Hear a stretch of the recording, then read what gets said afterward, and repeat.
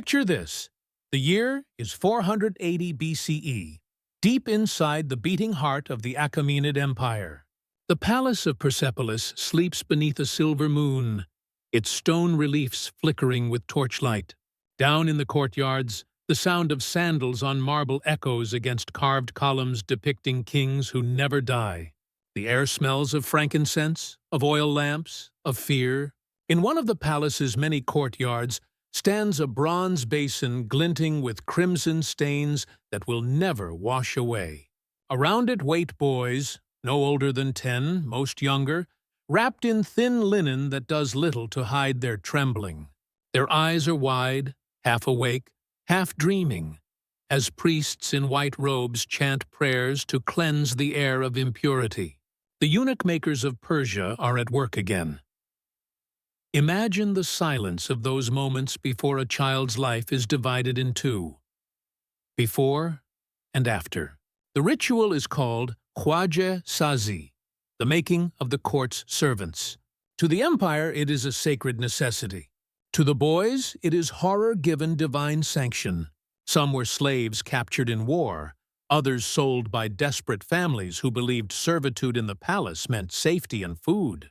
None were told what waited behind the bronze door. A low horn sounds. The children are led forward one by one. The priests murmur verses to Ahura Mazda, god of light and truth, asking him to bless this sacrifice of innocence. The court physicians, chosen not for mercy but precision, dip their blades in wine.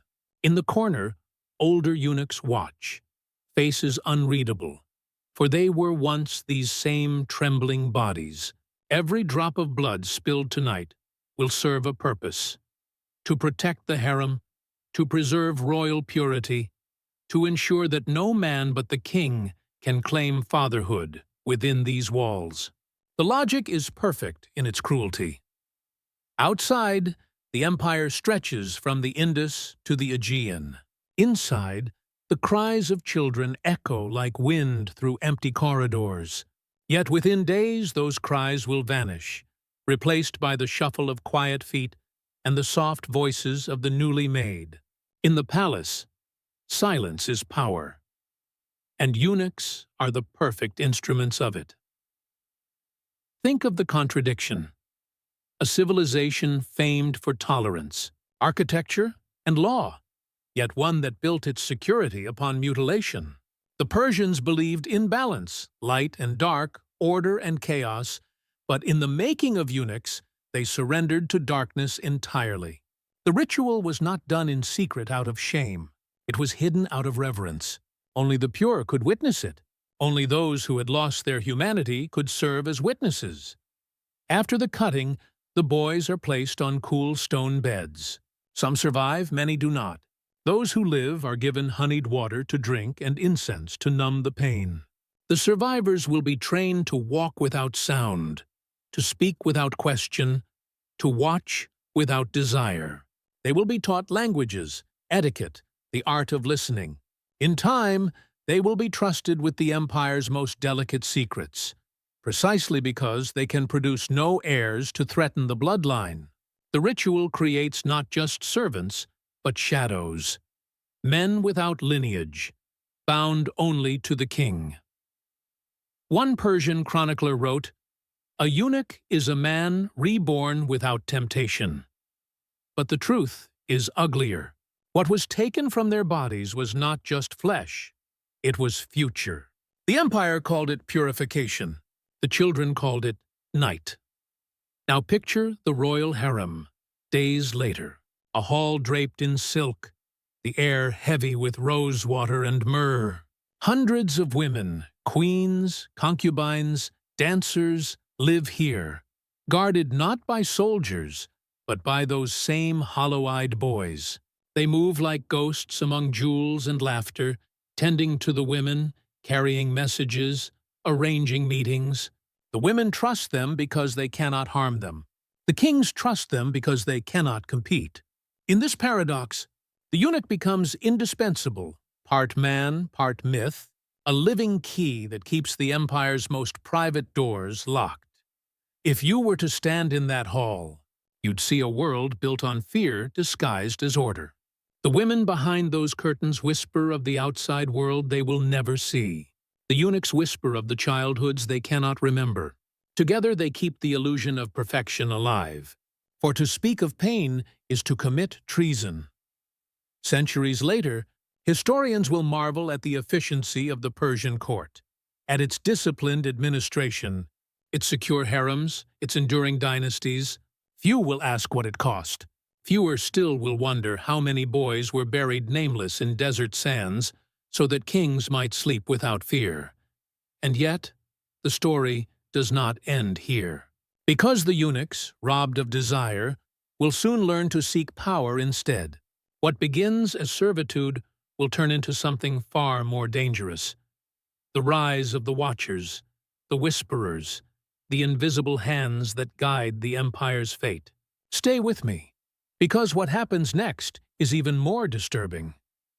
Days turn into years, and those who survive the ritual grow into the backbone of the royal machine. They walk the corridors of Persepolis, Susa, and Ecbatana like living shadows, always present, never acknowledged. The scars beneath their robes are reminders of what the empire demanded in exchange for loyalty. A boy who once screamed in the bronze chamber might, 10 years later, be the one who holds the king's seal, the key to the treasury, or the list of those marked for death. Every ruler learns the same lesson. Trust no one, except the one who can no longer father a rival. In public, the eunuchs are invisible. They pour wine at banquets, guide visiting ambassadors through halls lined with gold, and kneel when the king passes. But when the feasts end and the torches dim, they become the true keepers of power. They know who the king favors, who the queen despises, who carries messages to foreign courts. They see everything and say nothing. Silence is their language, obedience their weapon. It's said that even the king's closest generals lower their eyes when a eunuch enters the room, for no one truly knows how much he knows. The children who grow into these men are not taught mercy. Their tutors are old eunuchs who survived decades in the court's labyrinth. Lessons begin before sunrise. Language, numbers, the art of reading faces, the science of poison. The empire teaches them to become instruments, precise, unfeeling, indispensable. When they are older, they are assigned to the harem or the bureaucracy. In the harem, they are guardians of beauty. In the bureaucracy, guardians of order. Both roles require absolute loyalty, yet both demand the ability to manipulate. They become masters of contradiction. The harem itself is another world. Behind its high walls and carved wooden screens live hundreds of women, each bound by rank, desire, and fear. The eunuchs manage the entire system. They carry letters between the women and the court, control access to the ruler, and ensure that no man enters uninvited. To the outside world, they are keepers of virtue. Within, they are arbiters of survival. A single word from them can elevate a concubine to queen, or erase her name forever. The women learn to read the flicker in a eunuch's eyes, to bribe with a glance, to beg with silence. In a world where even beauty is a weapon, the eunuchs hold the balance. Beyond the harem, the eunuchs run the palace itself. They oversee the kitchens, the guards, the scribes. They control what information reaches the throne. Some rise so high that they sign decrees in the king's name. The irony is not lost on them. They who were denied the right to rule their own bodies now rule an empire through whispers and signatures. In their stillness lies authority. In their pain, precision. Yet beneath the marble calm, something darker grows. The youngest eunuchs, the ones newly scarred, look at the elders with a mixture of awe and dread. They see power, but they also see emptiness. When the torches go out and the palace sinks into sleep, they hear the older ones murmuring prayers to no god in particular. They ask the question none dare answer. If they are neither man nor woman, what are they? The empire gives them no reply. It calls them necessary. Sometimes, during the festivals of Nowruz, the harem opens its gates to the court. Music fills the halls, dancers spin beneath garlands of jasmine, and the eunuchs stand watch, silent as statues. To the guests, the evening is a display of harmony. To the eunuchs, it is theater. They know which smiles are false, which alliances are doomed, which noble is plotting rebellion. When the last lamp is extinguished, they will report everything to the chief chamberlain, who will decide what reaches the king. By morning, a feast can turn into a funeral. This is how power flows in Persia. Not through armies, but through those who cannot bleed for children. Still, there are cracks in the illusion. Some eunuchs begin to remember the faces of their mothers, their villages, the fields where they once played. In the stillness of night, memory becomes rebellion. One such eunuch, called Ardashir, keeps a hidden scrap of papyrus beneath his bed, a crude drawing of a boy holding a bird. It is all that remains of who he was. When an older eunuch discovers it, he does not report him. Instead, he burns it in silence and tells Ardashir, "Forget him. The boy died so that you may live." It is both comfort and curse. Over time, the eunuch's influence grows so vast that kings begin to fear them. Darius, Xerxes, Artaxerxes, each inherits a court already controlled by men without heirs. Some emperors try to limit their power by appointing outsiders, but the eunuchs always find their way back. They have patience that soldiers lack, and loyalty that courtiers pretend to have. They wait, they listen. When a ruler grows weak, they decide who replaces him. In the end, the system becomes self-sustaining. The rituals continue, generation after generation. New boys are taken, old eunuchs die in service. No one questions the tradition, because to question it would unravel the empire's sense of order. The cruelty becomes routine, the horror invisible. The priests call it sacrifice. The politicians call it stability. Only the wind that passes over the palace walls seems to whisper the truth, that every empire built on pain eventually consumes itself. And yet, the eunuchs endure.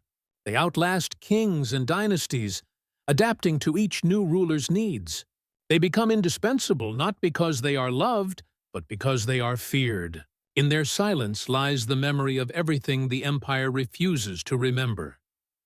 They say silence becomes a second skin, but even silence cracks when the soul has nowhere left to hide. Within the shadowed corridors of Persepolis, where incense lingers and marble floors echo the soft shuffle of bare feet, the eunuchs live not as men, but as echoes of what once was. By day, they move with precision, measured gestures, controlled breaths, eyes lowered before nobles and queens. By night, the masks fall away. Behind closed doors, within chambers no one visits, they speak in whispers, sharing the only luxury they're allowed: memory. Each one carries a story the empire never meant to remember. Some were sons of debtors sold to avoid ruin. Others were prisoners of war, Greek, Scythian, Babylonian, taken as trophies, mutilated, and molded into servants of the crown. Their pasts are like forbidden scrolls, erased by command, yet still burning beneath the surface. They speak of mothers who begged for mercy, of fathers who turned away. Some remember only the sound of water dripping in the ritual chamber, the smell of iron, the taste of fear. And yet they survive, not out of devotion, but out of an instinct the empire could not cut away. In the palace gardens, where nightingales sing beneath cypress trees, the women of the harem sometimes look out at them with pity or fascination. The eunuchs are the only men allowed near them, yet they are not men in the way the world defines it. To the women, they are both guardians and prisoners. There are rumors, soft and dangerous, of eunuchs who fall in love with the women they protect. Love that cannot be touched, only spoken in the secret language of glances and gestures. One eunuch, Mehran, once wrote a poem for a concubine whose beauty was said to rival the sunrise over Shiraz. He left it beneath her door, a single verse carved into ivory. She burned it the next morning, terrified, but that night she wept, for she knew no man would ever love her without demand. The palace teaches that love is weakness. Desire belongs to kings. Loyalty belongs to eunuchs. Yet the two cannot be separated forever.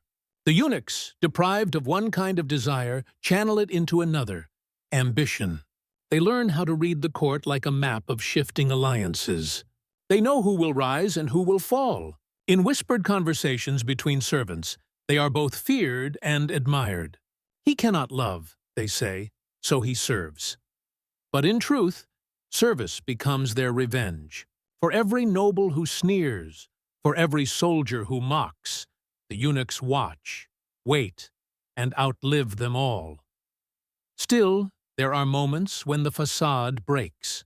Some nights, when the moon spills its silver light through lattice windows, the palace feels haunted. Not by ghosts, but by longing. A eunuch named Narses, old and bent, tends to the lamps outside the queen's chamber. As he trims the wicks, he hums an old lullaby he once heard in a village he can no longer name. A young eunuch asks him where it's from. Narses smiles faintly and says, "From before." Nothing more. That single word, before, hangs in the air like a forbidden prayer. Among themselves, they build their own quiet hierarchy. The eldest eunuchs are called keepers of silence. They decide which secrets reach the vizier, which stay buried. Beneath them are scribes, guardians, stewards, each role defined not by birth, but by obedience. The irony is cruel. The men stripped of lineage create an order stricter than any family. They address each other as brother, though none can ever be fathers. When one dies, the others wash his body in scented water, wrap him in white cloth, and bury him in a hidden corner of the palace garden.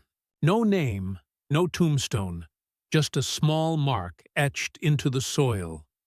A reminder that even in death, they belong to the empire. Their influence, however, stretches beyond walls and graves. Through careful maneuvering, they begin to shape politics itself. Messages pass through their hands first. Treasures are accounted by their ledgers, and decisions whispered in their presence are never forgotten. A minister might think himself powerful, but without a eunuch's approval, even he cannot approach the king. Some eunuchs, the boldest of them, begin to see the invisible leash that binds emperors themselves. They learn to pull it softly. A suggestion here, a warning there, and the course of a kingdom changes. Yet power does not erase pain. It only buries it under ceremony and silk. At night, when the palace grows still, they gather in the old servant hall, a dim chamber smelling of dust and lamp oil. There, they share what they cannot elsewhere. They speak of dreams, some of vengeance, some of freedom. A few whisper of escape, of crossing deserts to lands where no one knows their past. But no one ever leaves. To leave would be to abandon the only world that still calls their name. One night, during the reign of Artaxerxes, a rebellion stirs within the army. A general plots to overthrow the throne. The eunuchs know before anyone else. Through couriers, spies, and scribes, they trace the plot to its source. The chief eunuch, an ancient man called Bahram, kneels before the emperor and offers not evidence, but prophecy. The threat sleeps beside you, Majesty. By morning, the conspirator's head lies at the king's feet. The emperor rewards Bahram with gold and land, though Bahram has no children to inherit them. As he accepts, his expression does not change. Only his eyes betray the truth, a flicker of sorrow that no one else sees. The eunuch's dominance becomes both the empire's strength and its poison. They protect its secrets but also conceal its decay. They are mirrors reflecting the king's desires, yet they have none of their own left. The rituals that created them become holy law. Every generation brings new victims, new servants, new keepers of silence. And so the cycle endures, gilded by tradition and justified by power. What the empire cannot see, however, is that beneath this machinery of control lies a quiet rebellion. Not in swords or words, but in memory.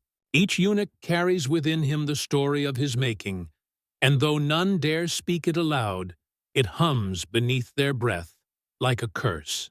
The day will come when that memory will no longer serve the empire. It will destroy it. Power in ancient Persia was never held by the strongest arm or the sharpest blade. It was born in whispers, nurtured in candlelight, and carried on soft feet through corridors where no man but the king's chosen could tread. The eunuchs, once victims, had become the silent masters of this world. They stood behind the throne, unseen but always present, shaping the fate of an empire that believed it ruled them. In truth, the Achaemenid kings sat upon a stage built by those they had mutilated. Inside the imperial harem, the most forbidden of sanctuaries, politics wore perfume and silk. Every smile, every glance, every carefully chosen phrase from the royal women could sway the destiny of provinces. But the women were prisoners of gold, their beauty both weapon and cage. To reach the king, they needed allies who could move between worlds unseen. That ally was always a eunuch. He could walk past guards, deliver secret letters, carry gifts wrapped in silk, and arrange the midnight meetings that history would never record. Over time, these eunuchs became masters of a subtler art, the politics of desire. They learned that the shortest path to power was not through the sword, but through the bedchamber. They saw how affection could be turned into influence and how longing could be used to trap even the most powerful men. For every king who believed he ruled with divine authority, there was a eunuch who knew which words whispered in his ear could unravel him completely. One such eunuch was Ardashir, known in court as the Whisperer of Shadows.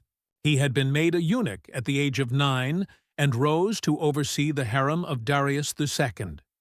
Ardashir's voice was soft, his face unreadable, but his memory was perfect. He knew every alliance, every secret tryst, every betrayal hidden behind jeweled curtains. When the queen wished to silence a rival concubine, it was Ardashir who arranged the accident. When the vizier wanted favor with the emperor, it was Ardashir who delivered the queen's letter that sealed the deal. He had no sword, yet kings feared him. He understood what the empire refused to see. Desire is not weakness. It is governance. Through it, empires are born and destroyed.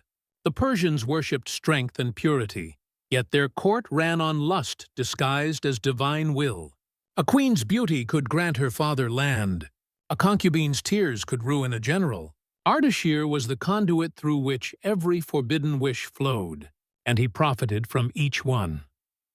At feasts, when music swelled and dancers spun beneath crystal lamps, the eunuchs stood by the walls, expressionless, but they were listening.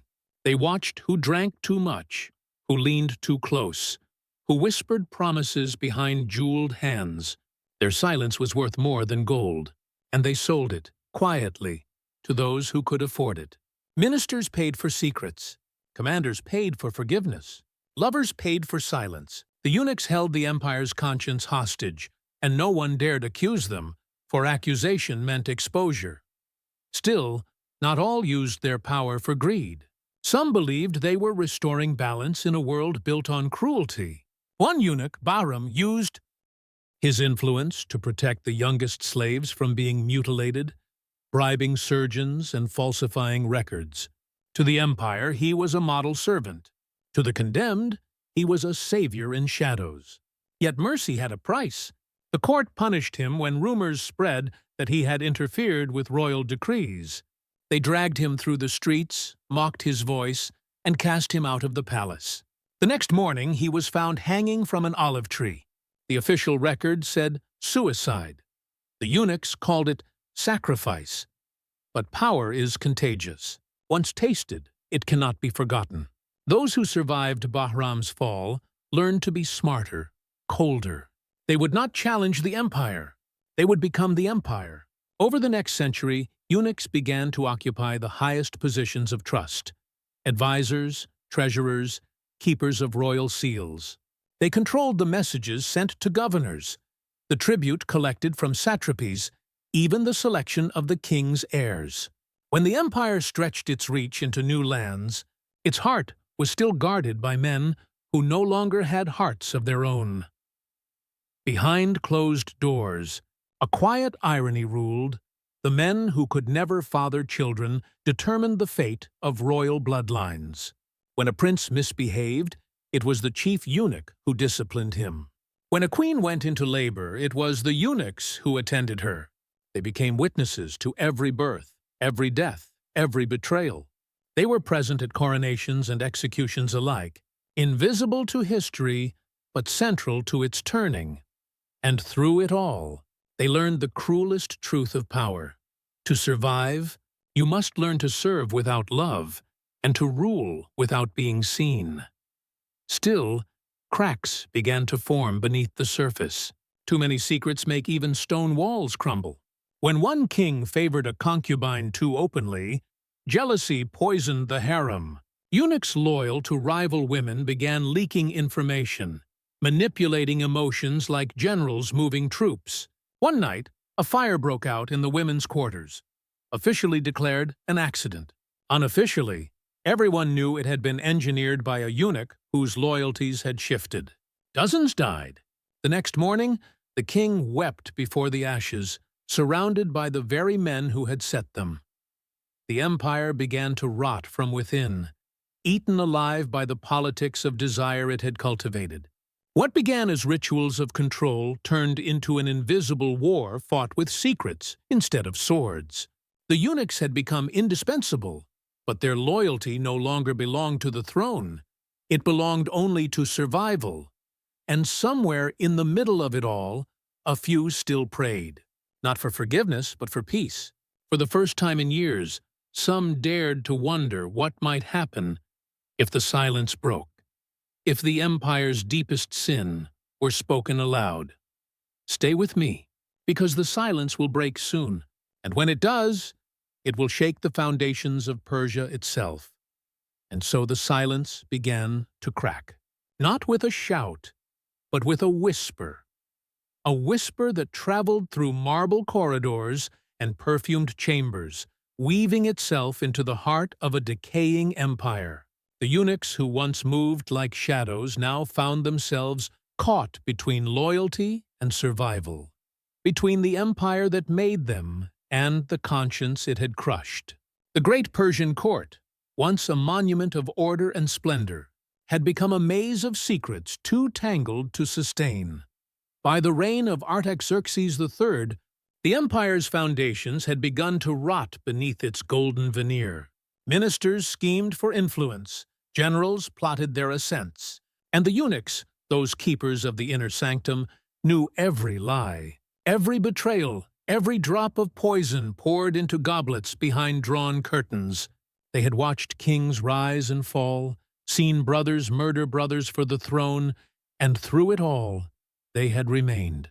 But even shadows cannot endure forever when the light begins to fade. Whispers spread that one eunuch, named Tiridates, had grown too powerful. He controlled the flow of royal messages, decided who could see the king, and kept the harem under his absolute command. No decision reached the emperor's ears without first passing through him. For years he maintained a delicate balance, until ambition tipped the scale. Tiridates began to sell access to the king. He accepted bribes from satraps and envoys, promising audiences that never came. To some, he offered secrets of the harem. To others, promises of alliances sealed with royal affection. In time, his fortune rivaled that of generals. His influence, however, made him enemies in every corner of the court. One night, a rival eunuch whispered to the queen that Tiridates had been meeting with a foreign ambassador in secret. that he planned to deliver the names of Persia's allies to the Greeks. Whether it was true or not didn't matter. The accusation was enough. The king summoned Tiridates, his expression calm, his eyes unreadable. "You were made to guard the purity of my house," the emperor said. "Instead, you have defiled it with greed." Tiridates fell to his knees, protesting his innocence, but no one listened. He was dragged through the palace, stripped of his robes, and thrown into the courtyard where he had once commanded obedience. There, before the silent eyes of his brothers, the executioner's blade fell. The next morning, his name was erased from the royal record. But something irreversible had happened. The eunuchs, who had served as the empire's most trusted instruments, began to turn on one another. Suspicion spread like rot through wood. They no longer trusted the queens they guarded, the viziers they advised, or even each other. Each sought to protect himself, and in doing so, they destroyed the unity that had once made them powerful. Meanwhile, beyond the palace walls, the empire itself began to crumble. Corruption spread through the satrapies. Tax collectors demanded more than the people could pay. Armies went unpaid and provinces began to rebel. The great king, insulated within his marble fortress, heard only what his eunuchs allowed him to hear. And they, fearing punishment or loss of favor, filtered every truth into something more palatable. "The people are loyal," they said. "The treasury is full." But in the deserts and mountains, revolts burned like wildfire. The irony was cruel. The eunuchs had once been the empire's guardians against impurity, yet it was their silence that allowed decay to spread. Their control of information became a weapon that backfired. They had turned truth into a luxury the empire could no longer afford. In the harem, the women whispered of strange omens, the moon turning red, the sacred fires burning dim. One concubine dreamt of rivers flowing backward, carrying the screams of children. Another saw the palace sinking into sand. The eunuchs dismissed these as superstition, but deep down, even they felt the shift. For the first time in generations, fear returned to the halls of Persepolis. Not fear of punishment, but of collapse. Then came Alexander, the invader, the flame that met dry tinder. When his armies marched through the Persian gates, the once great empire was already dying, hollowed out from within. The eunuchs, loyal to no one but survival, fled or submitted. Some attempted to bargain with the Macedonians, offering their knowledge of the palace in exchange for mercy. A few were executed as traitors. Others disappeared into the chaos. The harem was plundered, its silks torn, its treasures scattered. The royal eunuchs, stripped of purpose, wandered the ruins of their own creation. One legend says that when Persepolis burned, an old eunuch stood on the terrace, watching the flames consume the city.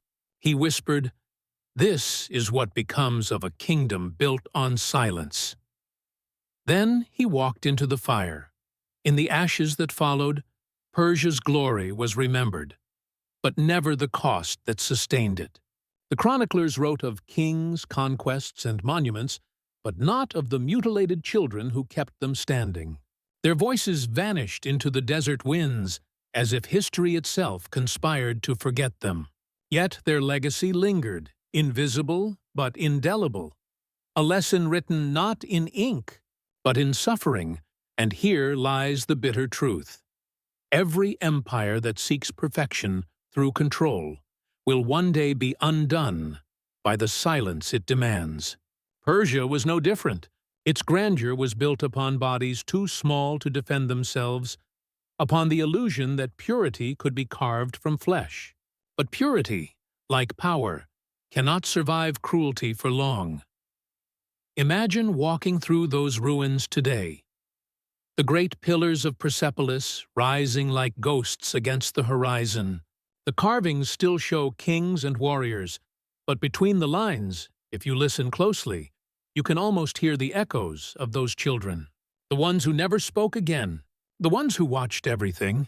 the ones who, in their enforced silence, became the empire's truest witnesses. Stay with me, because what follows is the part that history refuses to say aloud, the reckoning and the reflection on what it means for us now. Centuries have passed since the last torch went out in the halls of Persepolis. The stones have cooled, the frescoes faded, but the echoes remain. When you stand among those ruins, beneath the same sky that once looked down on kings and captives alike, you can feel it. The quiet weight of what was never spoken. The wind sighs through broken columns, and if you listen carefully, it almost sounds like a child's voice, calling from somewhere beyond time. The empire is gone, yet its ghosts are not. History remembers empires for their monuments, not for the screams that built them. The Persians called their kings divine, their courts sacred, their order eternal. But behind every proclamation of glory was a ritual that mutilated innocence in the name of purity. Those boys, the child eunuchs, were told they were chosen, that their pain served a purpose. And maybe it did for a while. They kept the empire running, maintained its secrets, upheld its beauty. But when the fire finally came, their silence could not save it. It's strange, isn't it? How societies hide their cruelties behind ceremony. How pain, once wrapped in silk and justified by faith, begins to look like tradition. The Persians were not the first to do it, and they wouldn't be the last. Across history, in Rome, in China, in the Ottoman palaces, the same story would repeat. Young bodies sacrificed for the comfort of power, and every time the same lie would be told, that it was necessary. But no empire built on suffering ever lasts. The Persians believed they could perfect loyalty by erasing humanity. Instead, they created ghosts that would outlive them. In every generation that followed, the eunuch became a symbol, not of servitude, but of what happens when power demands silence. And in that silence, truth rotted away until even the mighty could no longer stand. So, what lesson do we carry from this? Perhaps that the cruelty we normalize in the name of order is the first crack in the wall of civilization. That the voices we silence today may be the ones that history one day weeps for. The eunuchs of Persia remind us that strength built on submission is weakness disguised, that control is the enemy of compassion, and that every empire, no matter how golden, eventually faces the judgment of memory. If you close your eyes, you can almost see them now. The boys who became shadows, the shadows that became kings' advisors, the advisors who watched it all burn.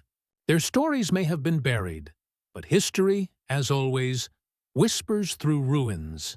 And tonight, those whispers have found you.